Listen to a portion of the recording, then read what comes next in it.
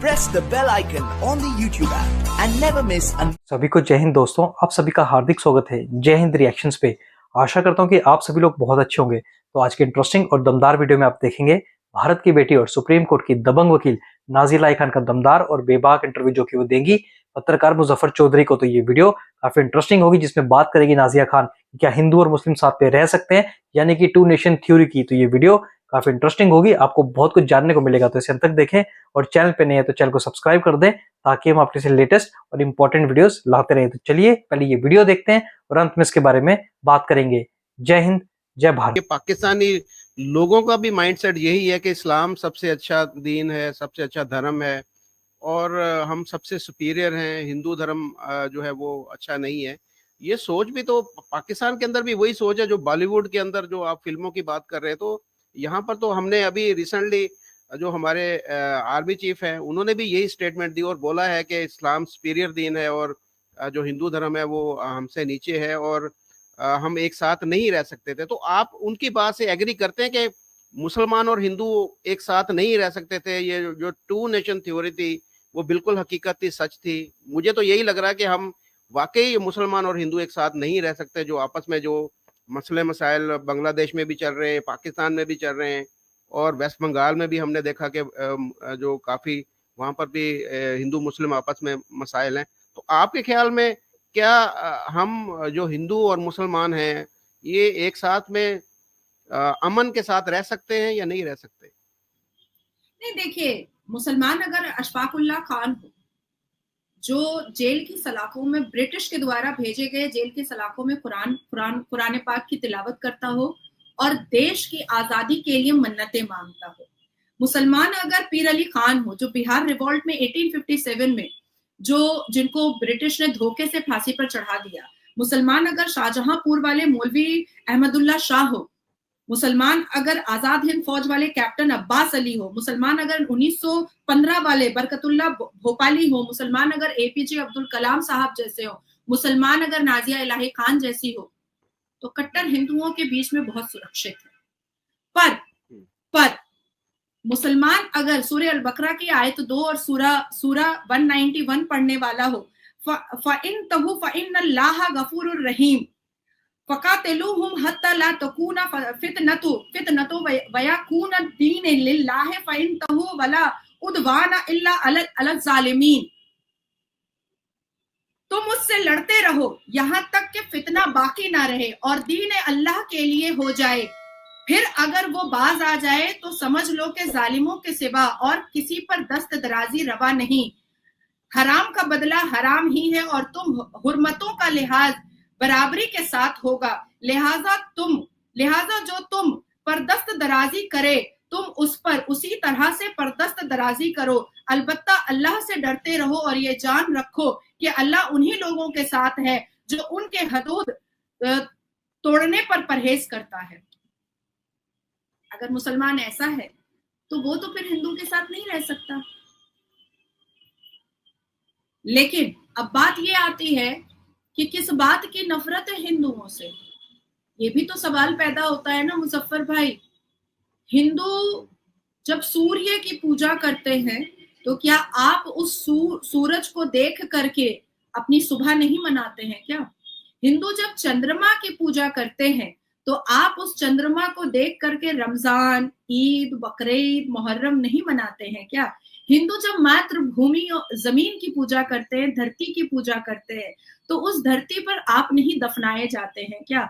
हिंदू जब पेड़ और पौधे की पूजा करते हैं, आप उस पेड़ और पौधे से ठंडी और मुतमईन सांस नहीं लेते हैं क्या? साफ और शफाफ सांस नहीं लेते हैं क्या?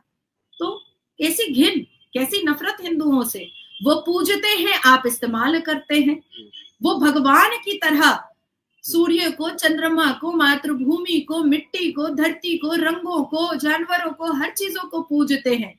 आप उसको काट के खा लेते हो, आप उसी धरती में दफनाए जाते हो। हिंदू गंगा जल को गंगा माँ कहता है, आप भी आबे ज़मज़म को कहते हो बहुत पाक और पवित्र है, आप भी तो कहते हो। अगर वो पानी को अपने सर मत्थे रखता है, गंगा जल को, तो आप भी तो आबे जमजम को अपने कलेजे से लगा करके और गैलन गैलन अपने माथे पर चढ़ा करके मक्का से लेकर के पाकिस्तान और भारत चले आते हो। और कैसी घिरना गंगा जल से, उसी गंगा जल का पानी तो पूरा प्योरीफाई हो करके सबके घरों में जा रहा है और भारत के 22 करोड़ मुसलमान उससे अपना खाना बना रहे हैं और खा रहे हैं, वजू कर रहे हैं, और अफ्तार भी उसी पानी से तैयार किए हुए अफ्तारी से हो रहा है। तो कैसी घिरना। एक्चुअली में मुसलमानों को सब कुछ पता है, ये सब कुछ वो जानते हैं, लेकिन प्रॉब्लम यही ना है कि ये जो 21 विवादित आयतें हैं वो कहीं ना कहीं मुसलमानों को इंसान बनने से रोक देती है, मुसलमानों को एक भला मनुष्य बनने से रोक देती है, मुसलमानों को एक मुतमईन खूबसूरत इंसानियत रखने वाले इंसान से रोक देती है।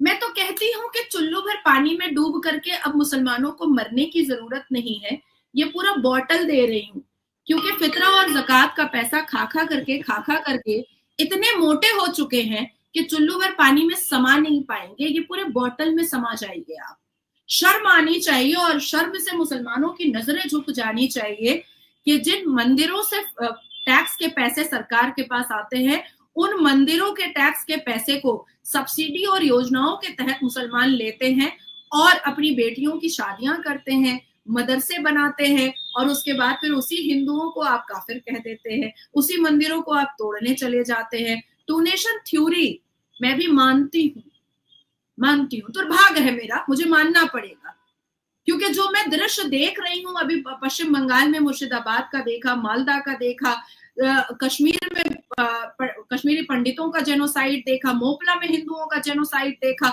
मालाबार में हिंदुओं का जेनोसाइड देखा, केरला में हिंदुओं का जेनोसाइड देखा, बैंगलोर में हिंदुओं का जेनोसाइड देखा, महाराष्ट्र में हिंदुओं का जेनोसाइड देखा, पश्चिम बंगाल में हिंदुओं का जेनोसाइड देखा, दिल्ली में हिंदुओं का जेनोसाइड देखा। तो ये जेनोसाइड देखने के बाद मुझे ऐसा लगता है कि सच में मुसलमानों को नहीं रहना चाहिए। और जब 1947 में भारत देश के टुकड़े करके गांधी ने पाकिस्तान बनवा ही दिया था, तो फिर मुसलमान या तो यहाँ पर किसी स्ट्रैटेजी के तहत रुके हैं, और या तो फिर उनको पता था कि इस्लाम के नाम पर पेट नहीं भरा जा सकता और मुस्तकबिल नहीं बनाया जा सकता, इसलिए उन्होंने अपने मुफाद के लिए भारत चुना, लेकिन स्ट्रैटेजी को पीछे नहीं छोड़ा या स्ट्रैटेजी को खत्म नहीं किया। स्ट्रैटेजी उनकी आज भी वही चल रही है जो कभी जिन्ना चलाया करता था, हाफिज सईद चलाता है, याकूब मेमन चलाता है, बुरहान वानी चलाता है, यासीन मलिक चलाता है, जैश ए मोहम्मद चलाता है, हिजबुल मुजाहिदीन चलाता है, लश्कर ए तैयबा चलाता है, हिफाजतुल इस्लाम चलाता है, हरकतुल इस्लाम चलाता है। ये जो चला रहे हैं स्ट्रैटेजी, वो यहाँ भारत के कुछ मुसलमान भी चला रहे हैं, लेकिन खा भी हिंदुओं का रहे हैं, पहन भी हिंदुओं का रहे हैं, ले भी हिंदुओं से रहे हैं, लेकिन उन्हीं को कत्ल करके इस्लाम का परचम लहराने की कोशिश में भी लगे हुए हैं।